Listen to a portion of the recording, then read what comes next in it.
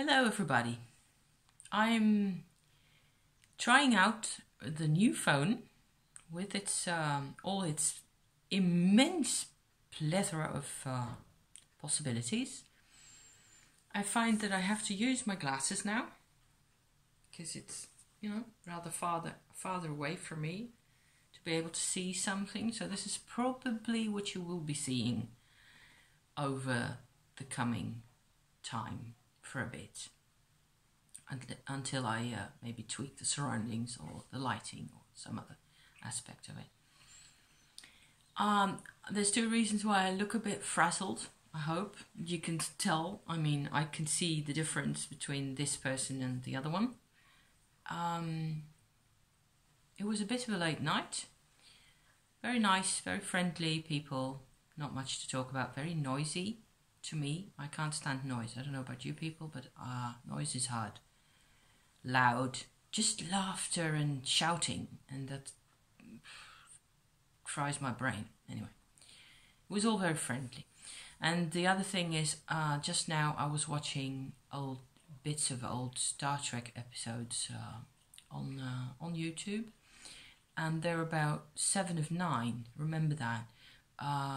She's a woman who has been part of the Borg collective for an X number of years, and she gets liberated, if you want to call it that. I suppose yes, from the Borg by Captain Janeway. And I was watching like 3 or 4 episodes of how they interact and those conversations they have, and that's such a trigger to me because that's what it was like in a way. I mean, without all the trappings and all the visible stuff, I looked normal, I suppose, to some extent. At least nobody ever really said anything to me, but up until I had this soul retrieval experience that I mentioned in my last video, it was like I didn't have a heart. I had no emotional life to speak of. I had memories, lots of memories, that were coloured in more or less positive or negative tints, I suppose, and that's it. I had no real relationships apart from, there was like an emotional exchange between me and my husband, because we've been together at this moment for more than 30 years. So that's saying something, isn't it? But I couldn't feel anything. And that has been, that has been a big setback, because you're not a human being, really. There are a lot of times where you're supposed to interact with somebody, especially for me in my work that I was doing at the time. I had to interact with people all the time. And at some point, things got rather complicated because financially and all sorts of things weren't going well for me. And also for the colleagues that I was working with and everything. We were in retail business, so it was pretty hard with economic crisis and all that. Around 2008 towards 2012, those years were particularly tough for all of us. And I got sort of challenged to show heart, to show being connected and being involved and giving from myself to circumstances around me, people, places, products and all that. And it just didn't work. Nothing happened. I couldn't make it happen. I said myself at the time, it's like inside here I'm made out of cardboard. I've no idea what you're talking about. No clue. So then what happened my husband and I were in a joint business venture also at the time, and that venture went bust.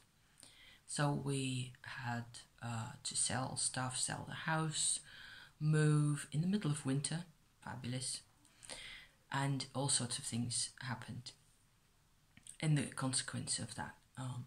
And I had to stop work. Before that was actually the case, in August of 2012, I was watching, believe it or not, a YouTube video on about by Brian Weiss, his name is, where he sort of accompanies you, guides you through a soul retrieval experience. In that experience, it's like half an hour, less than half an hour's worth. I watched that once and I fell right into it, and it was like I was immersed in the experience straight away. And I came like you have to visualize things. It's like a guided meditation. You have to walk through a forest, I believe, and down a hill, and do a couple of exercises like that, so you get immersed in the energy or the feeling of a deep past somehow. You may have to make a connection with that. And I emerged suddenly in like what felt like a field or a sandy or stony open space, and the only thing I could really tell was there was a city in front of me, but I was outside the city. That's what I felt at the time anyway. And I was looking down into a pit. It's almost Lord of the Rings style stuff, really, but I'm suddenly reminded of that now. But it wasn't Lord of the Ringsy, and there were no orcs, and there wasn't anybody else around as far as I could tell. And there was a woman inside the pit down there, and I sort of moved down somehow, easily floated, or what is it, into the pit to be closer to her. And I looked at her, and I couldn't really see any particular traits other than really dark eyes, black eyes, and dark hair.